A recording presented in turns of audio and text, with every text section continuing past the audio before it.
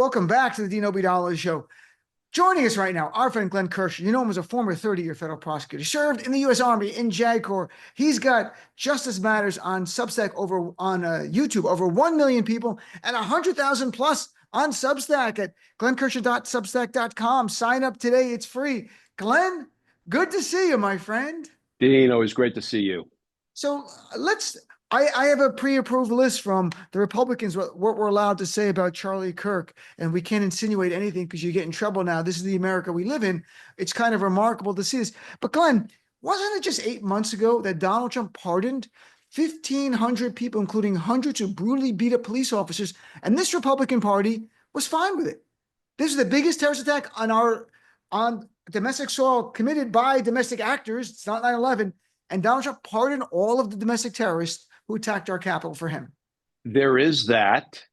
And of course, there's the Attorney General posting about all of the radical left-wing lunatics who talk about nothing but, violence and assassinations. And, let's not forget, Dean, I think for the first time in American history, we saw a presidential candidate say at a campaign rally when somebody in the audience was exercising their First Amendment free speech rights, knock the hell out of them and I'll pay your legal fees.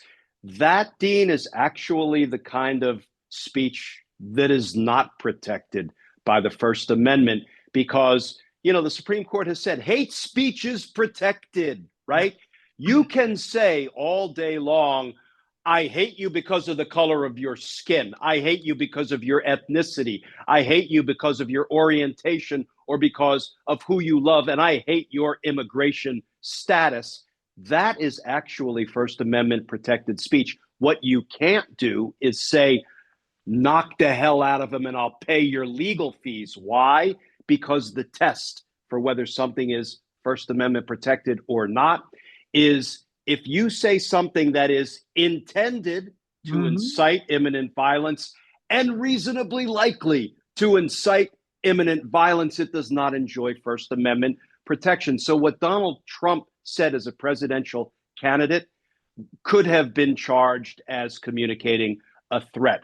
When we have Pam Bondi, the Attorney General, who either doesn't know or doesn't care what the First Amendment protects, and she says, I will use the power of the Department of Justice to, quote, target people who engage in hate speech. And then she tried to walk it back, and yet all she did was sort of dissemble some more. She didn't retract. She didn't walk back. She is showing that she is abjectly unfit to be Attorney General of the United States. And, Glenn, it's not receding, this effort to silence the language regarding Charlie Kirk that the GOP doesn't approve of. You may not have seen this, but I'll represent it's true as a fellow lawyer here, that the FCC chair, Brendan Carr, who's a Project 2025 guy, Trumper, said they're going to investigate Jimmy Kimmel. And if Jimmy Kimmel is not suspended, we might take action because he insinuated in a joke that the killer may have been a MAGA person. And insinuated that. Literally, this is where we are. So they're going to use the full power of government. So it's state action to go after someone because they don't like what they said about Charlie Kirk. We're literally going to get a list. I started with it as joking. Here's a list of the language you're allowed to use to talk about Charlie Kirk. And if you don't, they're going to try to get you fired. They're going to use government action to come after you. They're going to have a DOJ investigation. They'll call it DEI, whatever they want. And your employer is going to want to get rid of you if it's easier than the millions in legal fees. Yeah, Donald Trump's Ministry of Truth, actually George Orwell's Ministry of Truth, come to life in the Trump administration. But Dean, here's what people should hold fast to when we hear about the latest Trump outrage about how he's going to trample over our rights and prosecute us for saying something that displeases him. He has been promising to prosecute everybody from Hillary Clinton starting 10 years ago up to a dozen people over the course of the last couple of weeks. How many criminal indictments have been brought against any of Donald Trump's enemies? Zero. Let him try to prosecute Jimmy Kimmel because the federal judges, I believe even the Trump-appointed judges, will cram cases like that down DOJ's throats. All of this is for the intimidation factor, hoping that it will silence the Jimmy Kimmels of the world. I don't think it will. And yes, he can make life really unpleasant and uncomfortable for people that displease him in lots of different ways, bogus IRS audits and all of that, threatening to pull the licenses from, any number of companies or corporations or media outlets. But it really is all for the fear and the intimidation. And the reality is we have to stand up to it. The more we stand up to it, the weaker he gets. Yes, obviously, the big thing we've talked about on the show with the dictators and wannabe tyrants, their best ally is self-censorship. Well, they don't want to put everyone in jail. That's too many people in jail.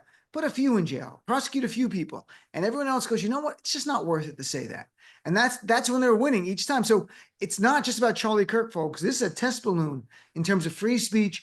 And how concerned are you, Glenn, that they're going to follow up with the word J.D. Vance and Stephen Miller, and the Trump administration has said to the Washington Post, they're making a list of left-wing organizations they believe incite violence, and J.D. Vance named the Ford Foundation and Soros because they funded the nation, which only one did. Ford Foundation in 2019 gave a grant. Soros never gave a penny, but you're going to say the nation, the publication where our friend Elie Mystal writes for, is somehow inciting violence because they quoted Charlie Kirk's actual words, and that's inciting violence somehow. Dean, hollow threats designed to do exactly what you just said. Silence people, get them to self-select in hopes that they won't get dragged into court. You know what? I don't want to see anybody wrongfully or vindictively prosecuted. However, I think the value for the American people to see a failed, vindictive prosecution by a wannabe dictator will do real damage to Donald Trump's ability to continue to intimidate. So, you know what? Bring a couple of them as far as I'm concerned, because you're going to go down in flames in the courts. And I can understand your sentiment, but for the person who's it sucks. It sucks. Right. Hey, make me a test case. I volunteer. Glenn Kirschner once. I don't know what you did, Glenn. You didn't do enough. I don't threaten anybody. All I do is explain the rule of law in layman-friendly terms all day, every day. I see that as my job. Maybe being Robert De Niro's friend will be because Trump doesn't like De Niro. Talking with Glenn Kirschner, former prosecutor. Glenn, when you watch corporate media now covering this, and we're not through it yet because Saturday is going to be a massive stadium rally for Charlie Kirk, and I'm curious how they're going to cover it. Are they going to let every speaker? Some who are just mourning Charlie Kirk, it's still covering. It's kind of odd, but Fox will cover it. Others will cover it, but some are going to use it no matter. I think they'll vow retribution and revenge, and will they air that, which could be dangerous? That's what I'm concerned. I won't know because I don't really watch mainstream media that much anymore. I try to get all of my news and my analysis from independent media, voices that they're not beholden to corporate media. They don't have editors telling them what they can and can't say, and they are largely unafraid of the hollow threats of Donald Trump. And even if they're not hollow threats, right? Even if there is some real concern behind those threats, people in independent media are standing up and speaking out, and I don't believe any of us are going to stop. You're not going to stop. I'm not going to stop. And so let mainstream media do what it's been doing for many years, which is the same old thing, which has served the American people really poorly. So I wanted to get your reaction going back to the killer of Charlie Kirk, the alleged killer, but it looks like it's probably him, but we'll see. They have to prove it. But there's a lot of questions about the evidence they revealed to us. And I read the charging documents, and obviously everything is not always revealed in charging documents. I wanted you to touch on that, not to give cover for the Utah County Attorney Jeff Gray, one way or the other, but just can you give us a sense, what was your reaction to what you saw? And do you think they have more and they're not sharing it, or is that all they have? Yeah, and this is a little complicated to unravel, because I can tell you traditionally prosecutors don't show their hand, including in indictments. I tried more murder cases, I think, than anybody in the history of the Department of Justice because of our unique jurisdictional mandate in D.C., where we do all the federal prosecuting, but we do all the local prosecuting as well. A murder indictment typically reads, on such and such a date within the District of Columbia, the defendant killed the victim by means of a firearm, period. That's it. That's it. Wow. However, Dean, what we know, particularly in recent years, is prosecutors have used indictments to educate the public. So they have been using what we call speaking indictments much more. And, it's a double-edged sword. I think it's good to inform the public as best you can without endangering the defendant's right to a fair trial, because once you start putting the facts out into the public square, you're making it more difficult for the defendant to select a fair, impartial, unbiased jury. So it makes jury selection all the more challenging for everybody, including the judge who has to rule on whether a particular juror has heard too much such that he or she can't put it out of their mind and make the decision based only on the evidence introduced during the trial. So I'm not opposed to putting some reliable evidence and information in the indictment, recognizing, you're making it tougher to pick a jury. What I will also say is the evidence that I've seen reported, especially the communication between the alleged shooter and his partner, that makes this case extraordinarily strong. There's no such thing as a sure winner, but when you have that kind of confession, not to law enforcement, because a confession to law enforcement can always be attacked as being coerced or taken in violation of somebody's Miranda rights. But this is a free exchange between the alleged gunman and his partner. It is so heavy with details that it looks like they're going to be able to corroborate with independent evidence the weapon and where it was found. It was wrapped in a towel and all of that, that it makes for a very strong case. No such thing as a sure winner, but I would suspect they're going to be able to prove guilt pretty easily. And then the question will be, is this the kind of crime for which the death penalty is appropriate and warranted? That is always, I've been involved in death penalty litigation, both as an Army JAG prosecutor and as a DOJ attorney. And, death is different. The Supreme Court actually said that in the context of capital litigation. Death is different. And, it is the most severe punishment available. I'm not a fan of the death penalty. I think we can do better as a nation than killing people who kill others, but looking at it from the victim's perspective, the family of the victim, the community of the victim, they sometimes want that ultimate penalty, and I certainly understand why. And the other part is more the question of motivation. And in your cases, I mean, you tried, as you were saying, probably the most murder cases in the federal court system. How often do you have a motive? And how important is the motive in proving the case? Great question. Motive is not an element of a crime. So I made this argument to my juries all the time in murder cases. I would say, ladies and gentlemen, if the only evidence you had was that the gunman walked up to the victim on a street corner and killed the victim, shot and killed them, and we have no earthly idea why. We have no evidence about what motivated the gunman to take a human life. Guess what? It's still a murder. Right. And if the evidence proves the identity of the perpetrator beyond a reasonable doubt, you must vote guilty. It is your responsibility. However, we recognize that everybody is human. Everybody wants to know why. Why in the world? What would inspire one human being to take the life of another human being? So motive is not an element of the crime, unless you get into hate crimes, but motive is always intensely interesting to the jury. And if you can give them good evidence of motive, it actually makes guilt beyond a reasonable doubt that the person is the perpetrator infinitely easier. So there's the legal bucket, which you just covered.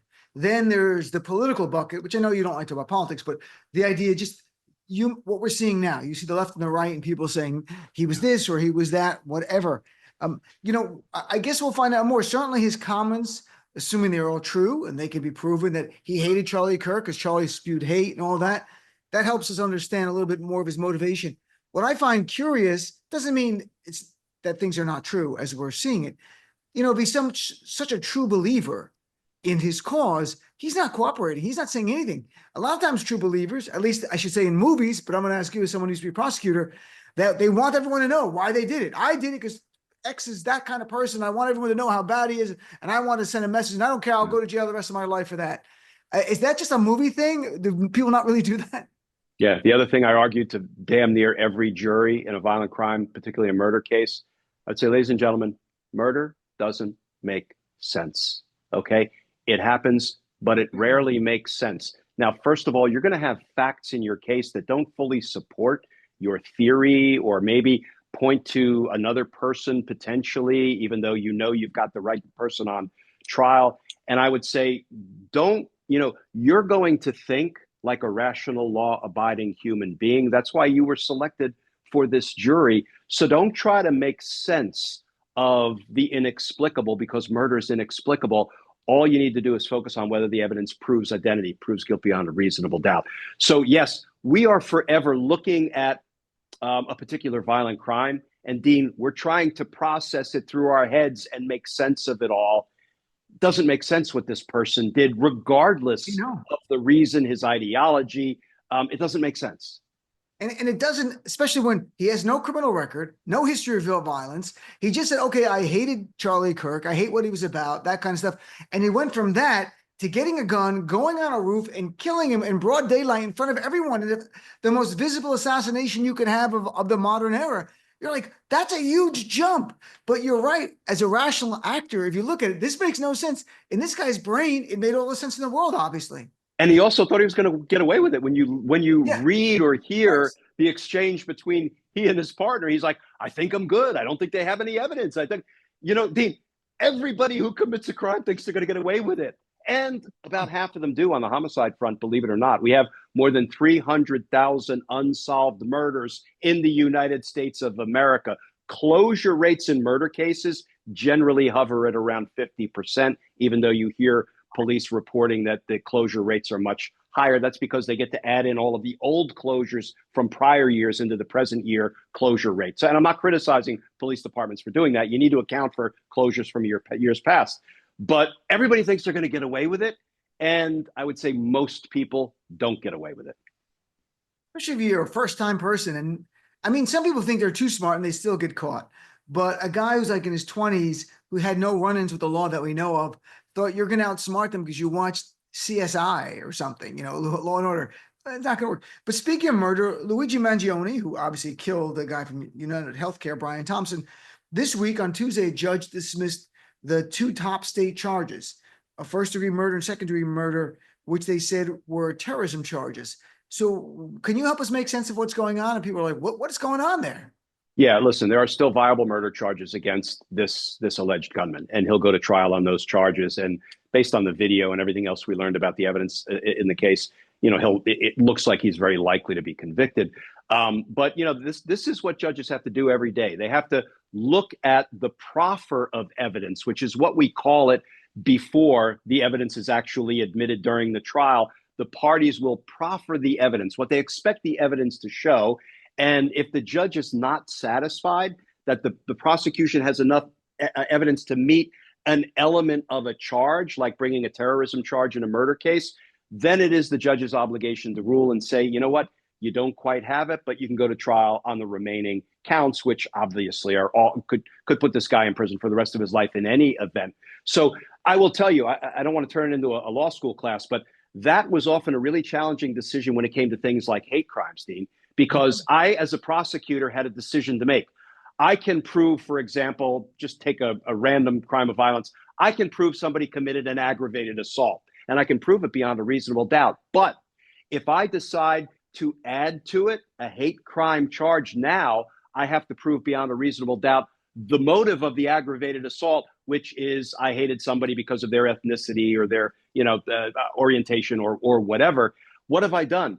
I have upped the ante with respect to what I have to prove, and I may lose a guilty verdict as a result. So maybe I want to bring the strongest lead count as aggravated assault and not burden myself with having to prove more, because my goal is to hold the perpetrator accountable. But you can see where the equities fall out, because sometimes the victims and the community are like, shame on you for not bringing a hate crime. It's like, no. It's not because we don't have strong evidence it was motivated by hate. It's because I don't want to play against myself. I want to make sure I hold the perpetrator accountable for what he did. That's interesting, the way you're breaking it down. Very practical. I'm chatting with our friend Glenn Kirschner. The terrorism charges, they didn't quite make sense to me, because I've read I covered another case where I wrote about a great detail where there was a terrorism charge against someone, and it's either person pled or they convicted him. But this was a white supremacist who came from another state all the way to New York to kill black people. And he killed one black guy and then got arrested. And that was his whole plan. And they made it very clear. And I'm like, okay, that was terrorism. This was, I could see, you could say you want to terrorize people, but that's not the definition. Like, no, he had a specific reason for wanting to kill this victim, as opposed to what you just described. A member of the KKK just wanting to instill fear among the black population without having anything personal against the actual victim. So, one feels more like terrorism because you're trying to spread fear throughout a population, and the other sounds like a targeted murder for a reason. And it might send a broader message to other, I don't know, healthcare organization presidents, or, I'm not steeped in the details there. But that is, there is a difference, as you just point out, between something that is designed to instill fear in a population, terrorism, versus something that you have a specific reason to do against a specific person that might have the effect of sending a larger message. And still, as Glenn said, Luigi, if he's convicted, is going to go to jail for murder, and it's going to be a very, very long chunk of his life, if not his entire life. We'll see. Last thing, Glenn, I saw this article in ABC News about Tish James, the AG here in New York, that Donald Trump hates her and is having his prosecutors try to find evidence of mortgage fraud. Now, according to ABC News reporting that just came out, after a 5-month investigation, interviewing more than a dozen witnesses, prosecutors say they've not uncovered clear evidence that James knowingly made false statements to a financial institution to secure her mortgage. But according to the reporting, top Trump officials are telling him, you got to go charge her anyway. You were a federal prosecutor. What's your reaction to this? My reaction is I blow the whistle on it. Now, I know whistleblowers are a thing of the past in today's government, particularly in today's Congress. We saw people blow the whistle compellingly on guys like Emil Bove, and Senator Grassley, who's usually a champion of whistleblowers, said, I don't care about this one so much. So I would blow the whistle. I would obviously refuse to seek an indictment when there has been no crime committed, no crime that could be proved beyond a reasonable doubt. But, again, I don't want to go back to challenging the Trump administration to actually try to indict somebody who is innocent of a crime, who has done nothing wrong. But when that happens, if it happens, it hasn't happened yet, and there's been plenty of opportunity, that I believe will have the fringe benefit of educating the public about the evil of vindictive prosecutions, and it will diminish Trump's power and the fear he's able to instill by just threatening he's going to prosecute people once it falls apart, once it collapses. So I don't suspect you're going to see Tish James indicted for anything. Look, this is a variation of the same theme when he told President Zelensky, just announce an investigation. You don't actually have to conduct one. He's announcing investigations and proposed prosecutions that are probably never going to come to fruition. Yeah, it's an interesting point. If he does a prosecution that's bullshit and it gets thrown out early, then when he threatens others, they go, come on. We saw what's going to happen. Nothing like that. So, Glenn, before I let you go, where do you want people to follow you? Is it YouTube? Is it Substack? Is it both? What do you want them to do? Yeah, so I'm on YouTube every day doing a legal analysis video, Justice Matters. And you can also come on Substack.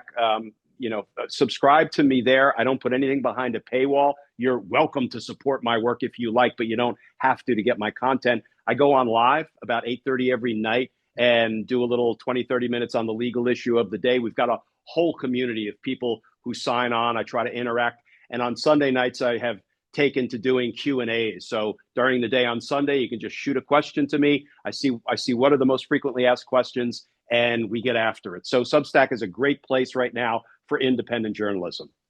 Oh, you're a busy guy. You got lots going on. You're the Pete Dominic of lawyers. You have so much going on. You don't have to be insulting. I'm kidding. It's a running joke that me and Glenn have about Pete. We both love Glenn, especially. We love Pete. I like Pete, but Glenn loves